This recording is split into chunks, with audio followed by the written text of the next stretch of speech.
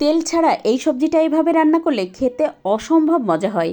1 চা চামচ পরিমাণ ঘি দিয়েছি, তাতে গোটা জিরা, এলাচ, দারচিনি আর তেজপাতা ফোড়ন দিয়ে দেবো 2টা পেঁয়াজ কুচি আর 1 টেবিল চামচ পরিমাণ আদা রসুন বাটা। বেশ ভালোভাবে কষিয়ে নিয়ে সামান্য একটু পানি দিয়ে দেবো হলুদ গুঁড়া, ধনে গুঁড়া, জিরা গুঁড়া, শুকনো মরিচের গুঁড়া, স্বাদ মতো লবণ। তারপর তো খুব ভালোভাবে কষিয়ে নিয়ে দিয়ে দিলাম বাদাম বাটা। তারপর তো খুব সুন্দর করে 5-6 মিনিট কষিয়ে নিয়ে এখন এর মধ্যে আলু আর গাজর দিয়ে বেশ ভালোভাবে কষিয়ে নেব।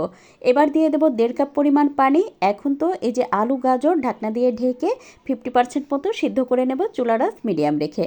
এই পর্যায়ে দিয়ে দেবো আগে থেকে ছোট বড় করে কেটে রাখা ফুলকপি, সাথে দিয়ে দেবো 2টা পাকা টমেটো, আরও দিয়েছি 4-5টা কাঁচামরিচ। এই তো 4-5 মিনিট রান্না করে নিয়ে এখন এর মধ্যে আগে থেকে একটু মোটা করে কেটে রাখা বাঁধাকপি দিয়ে দেব।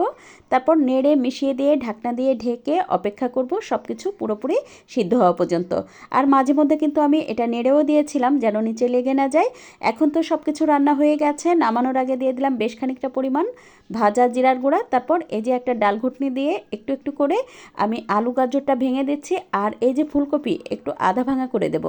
এতে করে সবজিটা মাখো মাখো হয়, খেতেও অসম্ভব মজা হয়।